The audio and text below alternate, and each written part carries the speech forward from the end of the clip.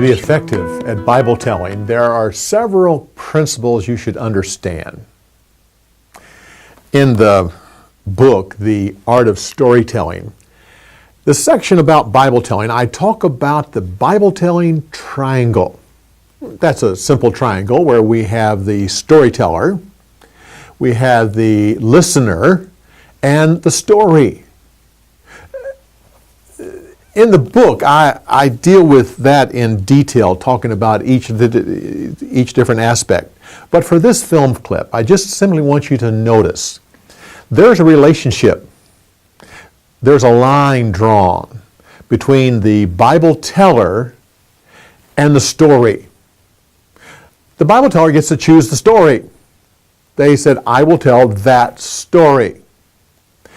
There's also a line drawn, a relationship between the storyteller and the listener. You get to choose who you're going to tell the story to. So, I get to choose the story, and I get to choose the listener. The point is this: as you look at the triangle, there's a relationship between the story and the listener that doesn't involve the storyteller. We like to think we affect what goes on there, but we don't. This is true of other methods as well. Pastor gets up and preaches a sermon about stewardship, about tithing, about giving. After the sermon is over, someone walks up and says, "Oh, Pastor, it was a great sermon. I was moved to commit my life to Christ. I want to receive Him." The pastor doesn't say, "No, wait a minute. No, you don't understand. That's not the point of my sermon.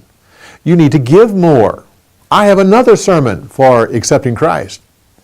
No. We all know that the Spirit of God takes the sermon and uses it any way He wants to. In the area of Bible telling, we're a little bit more aware of that. We call it the power of the story. That we can choose the story and we can choose the listener. But the effect that story has upon the listener is up to the Spirit of God. Another principle is what we call the pool of true stories. How these stories affect people. We call that slow, permanent change. It goes like this. In our lives, we have all different kinds of stories. Our life is full of stories. We have parents have told us stories. We call them family stories. We have history stories. We have stories we learned in school. We have stories that nothing more than gossip, talk about friends.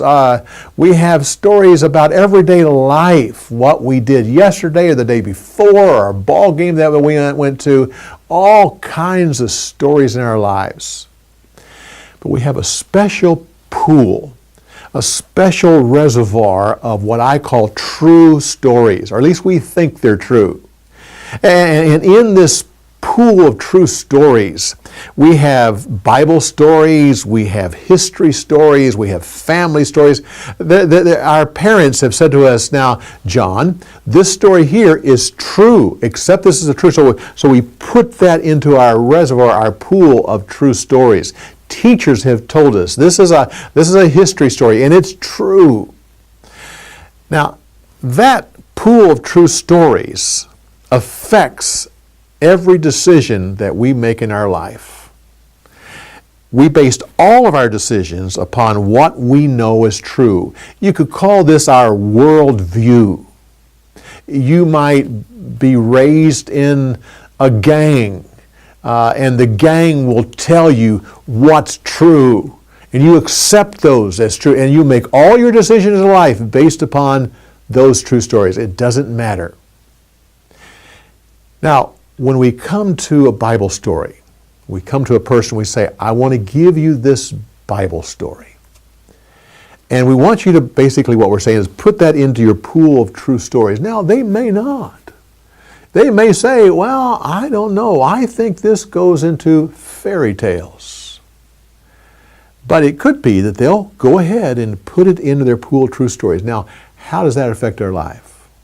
Well, if this is where they're at and we want them to be over here, we want them to make this decision, we put that one story in and it hardly affects their life at all. And not only does it hardly affect their life, but all their other true stories affect that one story. It corrupts it. Now, if we get all bent out of shape, no, you can't do it. Now, all those other stories, those aren't true. That's the only one you have that's true. No. They know those others are true. They're still in doubt about yours. So we just let them corrupt the story. We have time. It's slow. But then we give them another one, and they put it in, and another one, and another one. And they're starting to enjoy this. Oh, we like, oh, these are great stories. But then something happens. As they put more and more stories in, it starts to swamp their pool of true stories. There's too many. So what they do is they reach in for one of their old stories and they pull it out and says, based upon new information, this story isn't true. And they throw it out. And as we give them more stories and more, they pull another one out and throw it away. And we're changing their stories. On top of that, with all these new stories, and they're rehearsing the ones we've told them before, they suddenly clean up those first stories that we told them. So they're cleaning up. So it's constantly, and what's happening now is their decision skills are starting to move. And as we give them more and more stories, and they throw the old ones out, finally, the pool of true stories, they are now making a decision over here. We call that slow, permanent change. It's slow because it's one story at a time that they put in there. They're not just listening to the stories, they're learning the stories and they're putting them in there and they're part of their life.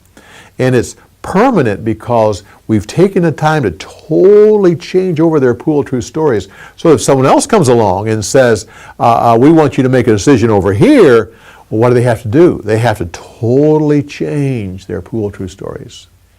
Keep these principles in mind as we continue on talking about Bible telling.